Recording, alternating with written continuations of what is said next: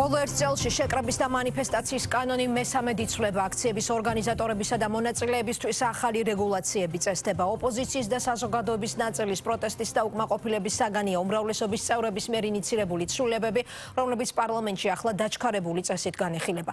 გზის სავალი ნაწილის მსგავსად დემონსტრანტთა არასაკმარისი რაოდენობის შემთხვევაში ხალხის სავალი ნაწილის გადაკეტვაც იკრძალება. სიახლეა ხალხის სამოძრაო ნაწილზე დაგეგმილი აქციების ჩატარებაზე შინაგან საქმეთა სამინისტროს წინასწარი გაფრთხილების ვალდებულება. არსებული კანონმდებლობა კიდევ უფრო მკაცრდება და ცალკეულ შემთხვევებში გათვალისწინებულია ადმინისტრაციული პატიმრობა. რამდენად თავსებადია ინიცირებული პროექტი გამოხატვის თავისუფლების დაცვასთან და კონსტიტუციასთან. 2024 წლის 28 ნოემბრიდან დაწყებული გამოსვლების ფონზე შეფასებები არაერთგვაროვანია. მმართველი გუნდი საერთაშორისო სტანდარტებზე მიუთითებს ოპონენტები ხელისუფლებას კონსტიტუციის დარღვევაში და მოქალაქეებისთვის პროტესტის გამოხატვის უფლების შეზღუდვაში ადანაშაულებენ. შეკრება მანიფესტაციის წესები ისევ მკაცრდება. სატრანსპორტო ნაწილის მსგავსად აკრძალული იქნება ხალხის სავალი ნაწილის ხელოვნურად გადაკეტვა. დგინდება ვალდებულებაც. თუ შეკრება მანიფესტაცია ხალხის სამოძრაო ადგილას იმართება, ამის თაობაზე შინაგან საქმეთა სამინისტრო წინასწარ უნდა გააფრთხილონ. უწყებას ენიჭება უფლებამოსილება, წესრიგისა და უსაფრთხოების დაცვის მიზნით აქციის მონაწილეებს ალტერნატიული ადგილი, დრო და სხვა გეზი შესთავაზოს. თუ შეკრების მონაწილეები ამ მითითებას არ დაემორჩილებიან, ეს კანონდარღვევა ჩაითვლება. სანქცია პირველ ჯერზე 15-ხიანი პატიმრობა იქნება. შემდეგ კი სისხლის სამართლის პასუხისმგებლობით განისაზღვრება. ქართული ოცნება ცვლილებების მომზადების მიზეზად ბალანსს ასახელებს. გამოხატვის თავისუფლებასა და კონსტიტუციით გათვალისწინებული სხვა უფლებების დაცვას შორის. რამდენიმე ათეული იქნება თუ ასეული ადამიანი არ ადაგიდებს თბილისის მოსახლეობის 1.5 მილიონზე მეტი ადამიანის უფლებებს, ცდილობენ რომ ფეხქვეშ გათელონ სხვა პირების ინტერესები. თუ შეკრება მანიფესტაციის მონაწილეთა მხრიდან მასობრივად მოხდება გზის სავალ ნაწილის ან ადამიანის გადაადგილების ნაწილის შეფერხება, ჩახერგვა, ამ შემთხვევაში მიეცემა 15 წუთი იმისათვის, რომ რა თქმა უნდა შეწყვიტონ გზის ჩარღვევა და კანონის დარღვევა. 15 წუთის გასვლის შემდეგ თუ აღნიშნული კანონდარღვევა არ იქნება ახლოფრული, მაშინ აქციის ყველა მონაწილე იქნება ჩართული უკანონო აქციაში და შესაბამისად მათ მიმართ განხორციელდება ის ღონისძიებები, რომელიც გათვალისწინებულია საქართველოს კანონმდებლობითა და საერთაშორისო პრაქტიკით. ცვლილებებს მკაცრად აკრიტიკებს გიორგი გახარიას საპარლამენტო გუნდი. მათ ქვეს, რომ ხელისუფლება ქვეყანაში შეკრების თავისუფლებას ხვდავს და საპოლიციო რეჟიმს აძლიერებს. ნებისმიერი შეკრების უფლება შეიძლება იწვევდეს რაღაცა შეფერხებას, ვიღაცას რაღაც პრობლემას უქმნიდეს, მაგრამ მე მაქვს უფლება მოქალაქეს ეს შეკრება, ჩემი მანიფესტაცია გავმართო იქ, სადაც მთავარი წყარო არის ჩემი პროტესტის. და შეიძლება იქ იყოს სავალი ნაწილი, იყოს შეიძლება ვიღაცას აუცილებლად შეუშლი ხელს, ხა უდაბნოში ხარ ვაპირებ გამართვას, უნდა გავმართო რომელიღაც ადმინისტრაციულ ორგანოსთან. ეს არის კანონპროექტი, რომელიც შეურაცხყოფს უბრალოდ საქართველოს კონსტიტუციას.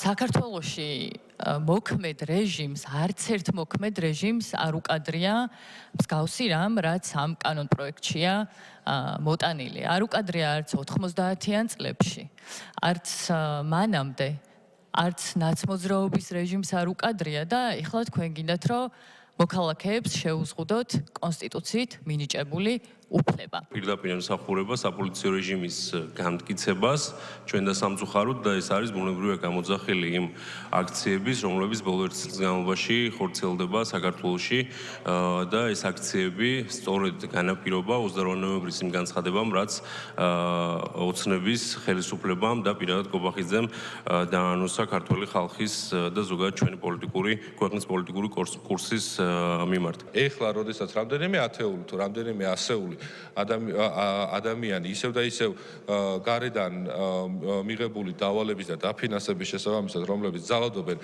სხვა ადამიანებზე, 1.5 მილიონი ადამიანებზე, ზუსტად ამ ძალადობის პრევენციისთვის იქნება მიღებული აღნიშნული ცვლილებები. დადიან წვრილ ქუჩებში, ტროტუარებზე, იმ ადგილებში, რითაც პირდაპირ ლახავენ სხვათა უფლებებს და დიახ, ამის პრევენციისთვის ვიღებთ კანონს. წელიწადზე მეტი ხნის განმავლობაში კონკრეტული ადამიანები იკრიბებიან იმისათვის მხოლოდ და მხოლოდ, რომ სხვა ის უფლებები შელახონ, აქ თურმე თმენის ვალდებულება აქვს ვინმეს. არა და არ ქონდა, არ აქვს და არც მომავალში არ ექნება. ქალბატონ ვიკა ფილფანს უყვარს ხოლმე ამ სიტყვის ხმარება რეჟიმი და რეჟიმი მოიკითხეთ თქვენს კლასტერში გაერთიანებულ პარტიებში. პოლიტიკურ მხარეებს შორის მწვავე იყო კითხვების დაზუსტების რეჟიმიც. ამ ფორმატში უფრო მეტი ურთიერთბრალდება იყო, ვიდრე კანო პროექტზე შინაარსობრივი მსჯელობა. მოთმინებას დაილაპარაკეთ თქვენ. დიახ. აი ვითმენთ თქვენს ბრალდებებს, რომ სადღაც ვიღაცა დასავლეთიდან გვავალებს და მათი დავალებით მოქმედებთ. გვაბრალებთ, რომ რაღაც ნაცმოძრაობის კლასტერი თუ შეიძლება დავასრულებ, 1 წლის განმავლობაში გამოძიება რომ იდის და შედეგი არ დამდგარა. 1 წელი ელოდება ის ხალხი, რომ ის ადამიანები, ვინც მათზე იძალა და სასამართლოს წინაშე წარდგებიან. მაგრამ მათი მოთმინება თქვენ არ გაღელვებთ. და დიახ, გამოხატვის თავისუფლება გულისხმობს იმას, რომ შეიძლება 4 წელი გამოვხატავდეთ ჩემს პროტესტს. ადამიანების პროტესტი შეიძლება დაიწყოს ძალიან მცირე ჯგუფებით. დემოკრატიულ ქვეყნებში ზოგადად ესე ხდება და 15 ადამიანი შეიძლება იყოს ზუსტად ის ბირთვი, რომელმა ბირთვმაც პრინციპში განაპირობა საქართველოს ისტორიაში არაერთხელ ის, რომ მათი ხმა ხმამაღალი გაეხადათ. დიახ, ყველას აქვს უფლება, რომ რამდენი ხანის უნდა, იმდენი ხანი გქონდეს თავისი პროტესტი.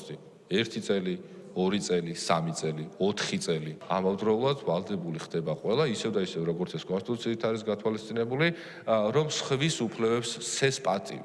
კეთილი ინებოს და სხვისი უფლებებიც დაიცვას. ეს არის და ეს, მეტი არაფერი. კანონმდებლობის გამკაცრებას მხარს უჭერს პრემიერ-მინისტრი ირაკლი კობახიძე. აცხადებს, რომ ცვლილებების საერთაშორისო სტანდარტებთან თავსებადია და ამ მიმართულებით გაზიარებულია სტრასბურგის სასამართლოს პრაქტიკა. თუ ხართ ცოტა ამის გათვალისწინებით უნდა გამოხატოთ პროტესტი. თუ ხართ ბევრი, შეგიძლიათ ქუჩების გადაგედოთ გამზირების და ყველაფერიც, მაგრამ ვერ იძალადებს 50, 100 და თუნდაც 150 ადამიანი 4 მილიონი ადამიანსა. ჩვენ ვართ პასუხისმგებელი 4 მილიონი ადამიანის წინაშე, რომ დავიცვათ მათი ინტერესები. პარლამენტის შეკრებებისა და მანიფესტაციების შესახებ კანონპროექტს დაჩქარებული წესით განიხილავს.